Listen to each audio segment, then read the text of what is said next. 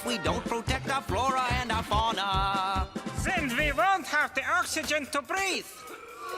R-E-C-Y-C-L-E, recycle. Recycle. C-O-N-S-E-R-V-E, conserve. Conserve. Don't you P-O-L-L-U-T-E, pollute the river, sky, or sea. Or else we're gonna get What we deserve. What a sappy song. As I begin my time as a middle-aged millennial, one of the more wild changes I've seen with the passing years is the pushback against environmentalist messages in media in the face of climate change. I mean, I understand why. Working against climate change means going against the mechanisms of capital, so lobbyists have turned environmentalism into a political wedge issue. The right-wing propaganda machines get the simple masses believing that global warming is a hoax and that carbon taxes will take away your jobs, and suddenly a bunch of red-hatted morons and outrage merchants are screaming about how Disney's Strange World is woke trash. To my younger viewers, it didn't used to be this way. In the 90s, environmental messaging was extremely commonplace, especially in children's media. In the face of large ecological disasters like the Exxon Valdez oil spill in Alaska in 1989, it was common for the TV and movie screen to be talking about ways we as individuals and communities could work together to improve the environment. This was the era of Captain Planet, Fern Gully, The Big Help on Nickelodeon, Sesame Street running cartoons about not letting the sink run while you brushed your teeth, and cheesy Earth Day specials starring Doc from Back to the Future. My journey carried me through time, to Asia, Africa, Europe, seeing how the world used to be and how it has become, but always looking for the solution. Where was I going to find it? I needed to think, so I stepped into a little cafe in Kathmandu to read a newspaper from home. And suddenly, it hit me. I knew where to find the solution. It was in the most exhilarating, exciting, enlightening place I've ever been in my life. It's a place all of you must visit. Where? The library. None of this was without its critics, of course. I do remember the occasional Republican grumbling about Captain Planet, saying factory pollution was bad, actually. But pro-environmentalism was the accepted mainstream position for the time. Today we're going to take a look at another example of this, with Rocko's Modern Life's musical take on pollution, recycling, and community action. Originally airing on April 21st, 1996, the day before Earth Day, Zanzibar / Fatal Contraption is the 13th and final episode of Rocko Modern's Life's third season, the 39th episode overall. Its main segment, Zanzibar, was written by Tim Hill, and would go on to direct Muppets in Space and Alvin and the Chipmunks. It was directed by Robert Hughes, who would go on to direct a ton of Phineas and Ferb, and Howie Parkins, who would go on to direct a ton of Disney's Recess. Spring has arrived, and the citizens of O-Town find themselves in the ritual of spring cleaning, breaking out into song. Except Rocko, who seems very confused by it all. We got a lot of junk that we have just been dying to get rid of. And there's so much garbage in this can that it's about to blow the lid off. Why was everyone singing? We've just got a song in our hearts. How is it you all know the words? Did you rehearse? Yeah, every Thursday. Didn't you see the flyers? Aw, baby's first why do people sing in musicals joke.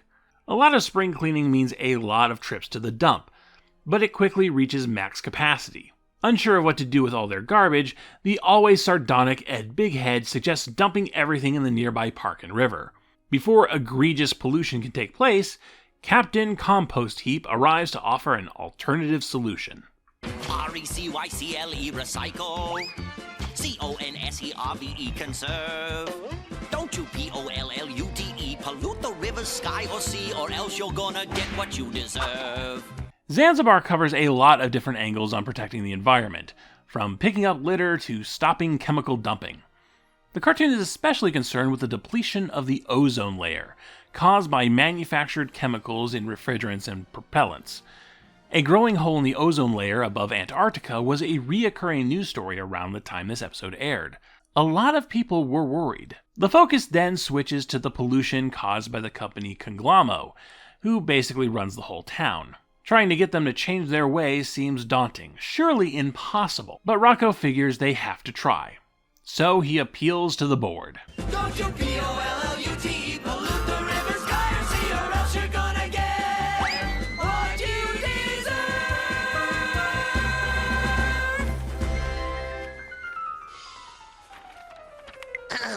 So, what do you say? Will you clean up your act?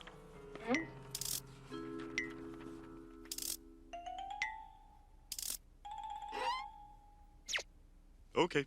Now, you might think that's too easy, and yeah, it is. But getting corporations to do the right thing actually felt a little more possible back in the mid-90s. The thing about that hole in the ozone layer, we actually started fixing it. People put in the work, international treaties were penned, and those harmful chemicals were removed from production in many countries. It's not accurate to say that it's fully fixed yet, but things with the ozone layer have improved in a way that just feels impossible in this day and age. But it's not impossible. We are not beyond the point of no return as far as climate change is concerned, and we should maintain pressure on the governments and companies and billionaires that have insisted on this climate spiral. Sing songs if you need to, if it makes it easier. Zanzibar is a kid's cartoon, so of course it's not a very complicated look at the issue, but somehow it feels a little more radical today than it did back in 1996. The music is pretty good too.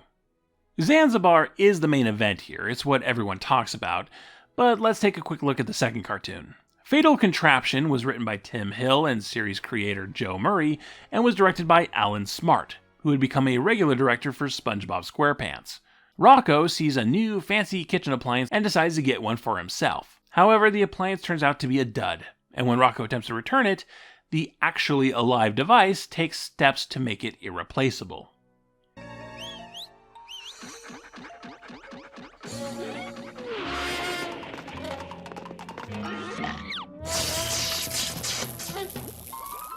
There's a lot to love in this. The entire cartoon is without dialogue, and a lot of the set pieces have a lot of imagination in them. Rocko going into the store's basement to try and get a return is unexpectedly spooky. However, I don't think it comes together, because it can't decide what this anthropomorphized appliance is supposed to represent. It starts as a spoof on the rise of kitchen unitasker gadgets, your Vegematics and your Super Snackers and your George Foreman grills.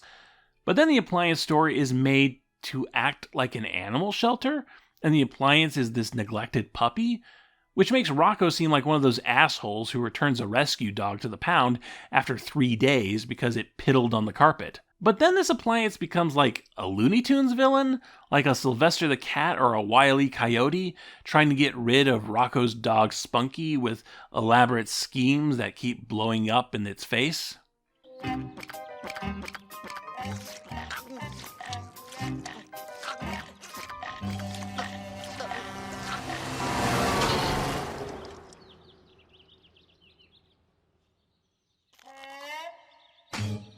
Fatal Contraption really can't seem to pick a lane.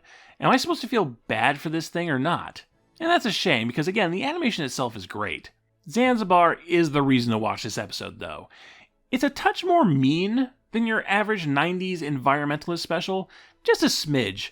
One that puts the blame on capitalism and smites people who don't believe in saving the planet through that hole in the ozone layer, because the sun is a deadly laser. And that's what Rocko's Modern Life is really good at. Finding just the right amount of cynicism without falling completely into nihilism. Sure, the recycling mascot is a pile of trash instead of a photogenic Smokey the Bear type. And yeah, cleaning your house means picking out the dead rats from your attic. But taking care of Mother Earth, our only home, is both the right thing to do, and if we work together, it's very achievable. Ren and Stimpy would never admit that good things are possible. Someday we'll explore these ideas in full. How Rocko's Modern Life walked that tightrope of societal parody and negativity with a hopeful outlook. But for now, this was just a sample.